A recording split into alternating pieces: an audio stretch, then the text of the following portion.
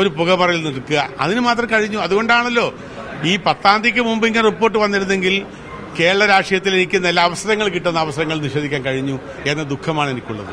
ശബരിമല സ്വർണ്ണക്കൊടിമര കേസുമായി ബന്ധപ്പെട്ട വലിയ രീതിയിലുള്ള ക്രമക്കേടുകളുണ്ടെന്നുള്ള ആരോപണങ്ങളൊക്കെ ഉയർന്നിരുന്നു. എന്നാൽ ഇന്ന് ഹൈക്കോടതിയുടെ ഭാഗത്തു നിന്നും യാതൊരുവിധ ക്രമക്കേടുകളുമില്ല എന്നും പറഞ്ഞുകൊണ്ട് ഈ കേസ് തീർപ്പാക്കുകയാണ് ഉണ്ടായത്. എന്തായാലും ആ കാലത്തെ ഭരണസമിതിയിലുള്ള അജയ് തറയിൽ നമ്മളോടൊപ്പം ചേരുന്നു. എന്താണ് ഈ വിധിയോട് പ്രതികരിക്കുന്നത്? തീർച്ചയായിട്ടും സന്തോഷമാണ്. ഇങ്ങനെയായിരിക്കും ഹൈക്കോടതി പറയാൻ പോകുന്നതും ഇതായിരിക്കും വിജിലൻസ് റിപ്പോർട്ട് ചെയ്യാൻ പോകുന്നതെന്നും ഇത് തുടങ്ങിയ സമയത്ത് ഞാൻ പറഞ്ഞിരുന്നതാണ്. ഞാൻ ഹൈക്കോടതി ഓർഡർ സ്വാഗതം ചെയ്തതാണ്. കാരണം ഈ ക്വിക്ക് വെരിഫിക്കേഷൻ വെച്ചത് നന്നായി.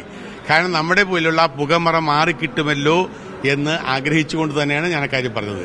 പക്ഷെ ഇത് ഈ കേരളത്തിലെ ജനങ്ങളെ നടുക്കിയ ഒരു വലിയ സ്വർണ്ണക്കൊള്ള, ശബരിമലയിൽ നടന്ന സ്വർണ്ണക്കൊള്ള, സ്വർണ്ണപ്പാളികളെ ചെമ്പുപാളികളാക്കി മാറ്റിയ ദേവസ്വം ബോർഡ് പ്രസിഡന്റുമാരായ മാർക്സിസ്റ്റ് നേതാക്കന്മാർ, അവര് വലിയ തെളിവുകളെല്ലാം കിട്ടിയിട്ടും അവരെ അറസ്റ്റ് ചെയ്ത് ജയിലിലിട്ടു. 90 ദിവസം വരെ ജയിലിൽ കിടന്നവരാണ്. എന്നിട്ടും അവരെ പാർട്ടിയിൽ നിന്ന് പുറത്താക്കാതെ പാർട്ടി അവരെ സംരക്ഷിച്ചു എന്ന് പറഞ്ഞാൽ ഈ സ്വർണ്ണക്കൊള്ളക്ക് എല്ലാവിധ ഒത്താശയും ചെയ്തു കൊടുത്തത് പാർട്ടിയാണ്. ആ പാർട്ടിയുടെ മുഖം നഷ്ടപ്പെട്ടപ്പോൾ ഞങ്ങളെപ്പോലെയുള്ള ആരെങ്കിലുമൊക്കെ എങ്ങനെയെങ്കിലുമൊക്കെ ഒരു കേസിൽ പെടുത്താമോ എന്നതിന് വേണ്ടിയുള്ള ശ്രമമാണ് ദേവസ്വത്തിന്റെ വിജിലൻസ് ഓഫീസിനെ കൊണ്ട് ചെയ്യിച്ചത്. പക്ഷെ ആ ശ്രമവും പരാജയപ്പെട്ടു പോയി എന്ന് മാത്രമല്ല, ഒരു ഭാഗത്ത് കേരളത്തിൽ വരാൻ പോകുന്ന തെരഞ്ഞെടുപ്പിൽ കാണുന്ന കാഴ്ച, ഒരു ഭാഗത്ത് സ്വർണ്ണക്കൊള്ള നടത്തിയ LDFന്റെ കൊള്ളക്കാരായ LDF, ഒരു ഭാഗത്ത് സത്യസന്ധന്മാരായ കോൺഗ്രസുകാർ നയിക്കുന്ന UDF മറുഭാഗത്ത്.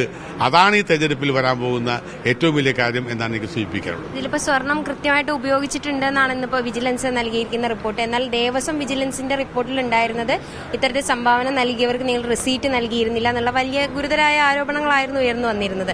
അപ്പൊ എന്തായാലും വിജിലൻസിന്റെ ഈ അന്വേഷണ റിപ്പോർട്ടിൽ ഇതെല്ലാം കൃത്യമായിട്ടുള്ള കണക്കുകളാണ് ഇപ്പോൾ വന്നിട്ടുള്ളത് അല്ലേ? അല്ല, ദേവസ്വം വിജിലൻസിന്റെ റിപ്പോർട്ട്, ദേവസ്വം വിജിലൻസ് ഓഫീസർ 2017 ഉണ്ടായിരുന്ന റിപ്പോർട്ടുണ്ടല്ലോ, അദ്ദേഹത്തിന്റെ റിപ്പോർട്ട് ശരിയല്ലെന്നാണോ ഇപ്പോഴത്തെ വിജിലൻസ് റിപ്പോർട്ടർ പറയുന്നത്? പിന്നെ സുരേഷ് ഗോപി തന്നെ പറഞ്ഞല്ലോ, ഞങ്ങളൊരു വഴിപാട് കൊടുക്കുന്നത്, ഒരു സ്പോൺസർഷിപ്പ് കൊടുക്കുന്നത് രസീത് വാങ്ങാറില്ല. അതങ്ങനെയാണ്. ആ പറഞ്ഞ അർത്ഥവുമില്ല റെസീറ്റ് കൊടുക്കുന്നതിന്. അതുകൊണ്ട് അത്തരത്തിലുള്ള സംഭവത്തെ വെറുതെ പുകമറ സൃഷ്ടിച്ചുകൊണ്ട് അത് ആദ്യം ഒരു സംശയം ഉണ്ടാക്കുക, അതിന്റെ കേസ് അന്വേഷിപ്പിക്കുക, ഒരു പുകമറയിൽ നിൽക്കുക, അതിന് മാത്രം കഴിഞ്ഞു. അതുകൊണ്ടാണല്ലോ ഈ 10-ാം തീയതിക്ക് മുമ്പ് ഇങ്ങനെ റിപ്പോർട്ട് വന്നിരുന്നെങ്കിൽ കേരള രാഷ്ട്രീയത്തിൽ എനിക്ക് നല്ല അവസരങ്ങൾ കിട്ടുന്ന അവസരങ്ങൾ നിഷേധിക്കാൻ കഴിഞ്ഞു എന്ന ദുഃഖമാണ് എനിക്കുള്ളത്. തിരഞ്ഞെടുപ്പ് വരുന്നൊരു സാഹചര്യത്തിലായിരുന്നു ഇത്തരത്തിലൊരു അന്വേഷണം നേരത്തെ കഴിയേണ്ട കാര്യമായിരുന്നു. ഇവിടെ ഞാൻ ശബരിമലയിൽ എല്ലാ വർഷവും പോകുന്നു. 10-40 വർഷമായി എല്ലാ വർഷവും ശബരിമലയിൽ പോകുന്ന ഒരാളാണ്. മിക്കവാറും കഴിഞ്ഞ കുറെ നാളുകളെല്ലാം മാസത്തിൽ ശബരിമലയിൽ പോകുന്ന ഒരാളാണ്. അതുപോലെ അയ്യപ്പ ഭക്തനായ എന്റെ ഒരു മനോവ്യത എന്താണെന്ന് ഈ രാജ്യത്തെ ജനങ്ങൾ ചിന്തിക്കണമെന്നാണ് എനിക്ക് പറയാനുള്ളത്.